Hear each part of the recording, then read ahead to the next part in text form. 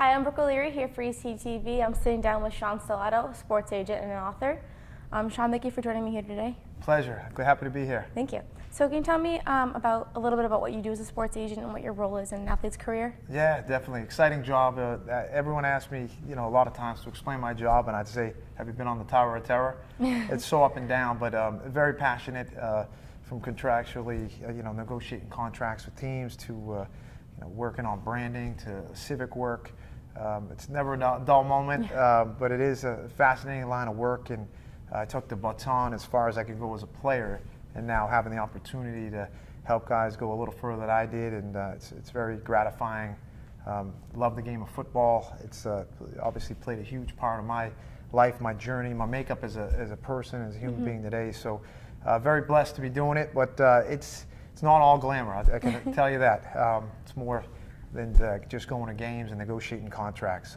It's a lot of ups and downs and a lot of managing personalities, and it's my passion. So I love it. I love what I do, and I guess they say when you have that mindset, it's never considered work. Exactly. Sounds great. Yeah. So what inspired you to get into that line of work? I saw the movie Jerry Maguire in 1996, my senior year of high school, and I thought it would be pretty cool to stay close to the game. I had two agents. I was a professional athlete that I hired and fired, and saw really a need for certain areas of the athlete representation side of the business. And I said if I couldn't coach, I'd want to be a sports agent. I thought about in terms of wanting to have a family, and I didn't think I'd want to have children. Didn't think it would be fair to them if we were in Idaho at one point, and then next thing moving to South Carolina. So I figured I'd throw my hat in the ring, and 11 years later, cutting a lot of teeth. I've really evolved and truly blessed to have the infrastructure and fantastic athletes that I represent. So I would say wanted to stay close to the game. That was one of the biggest passions, and being an agent, it kept me very close. It's a great way to get involved in like a different manner. Yeah, thank you. So what inspired you to write your book? That's a great question. I had always grew up loving certain authors, and really being fascinated how authors find a narration and put it on a pen to paper. Being close, obviously, to this team and growing up on Human Triumph stories, loving Field of Dreams, The Natural, some other nonfiction stories. I know Field of Dreams and Natural weren't; they were fiction, but I had very close.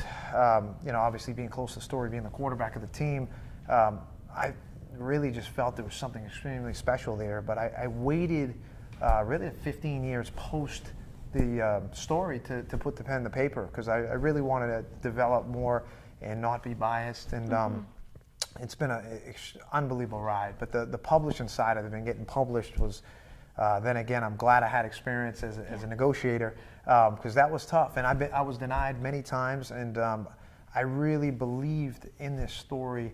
That it's one of the most, I think one of the greatest football stories, not high school stories in the country, and to be told. And the title of it is very captivating and inspiring, because no backing down that's a part of everyone. Everyone has maybe a crossroads in their journey where they got to draw a line in the sand and fight for what they believe in. And I think my whole makeup as an agent, as an author, as an entrepreneur really sums up what I'm about. But I've done over 100 book signings. The second edition of the book just came out. Coach Belichick endorsed it. So we've got notables there, but intuitively always knew it was a great story because it was true, and very blessed to be able to go around and share that. I just did 3 book signings and motivational talks at the Super Bowl, which was kind of cool. And being right in my backyard here at Endicott, this is it's like homecoming. So that's great. Yeah, it's great. It seems like a book too that even if you're not into football, everybody can pull some sort of aspect out of it that pushes them along. Yeah, definitely. And I tell everyone, one of the main characters is my late grandmother. So it's more than a sports story. It's a human triumph story on 3 levels. My personal story, our team, and our legendary coach. There is a football component, but a lot of people can relate to the characters that I chose. Shakespeare, I learned a lot about when I went to prep school for a year. He was ability to develop characterization early in the story. I try to implement that, but some of the characters I definitely feel can relate to people at all walks of life, which is great. But yeah, definitely more than a sports story. I know it's funny when I do book signings and people come up, oh, we don't really like football. I'm like, and then I'll get into kind of the synopsis of the story. And wait a minute, Salem, Mass, witches, one-day witch hunt. It's not just football. Yes, exactly. So that's what we're really trying to preach, that, and it's been going pretty good. Great. Well, congratulations on all your success. Thank you. Thank you for talking to me today. Oh, my pleasure. Best of luck to you guys. Thanks for having me. Thank you. My pleasure.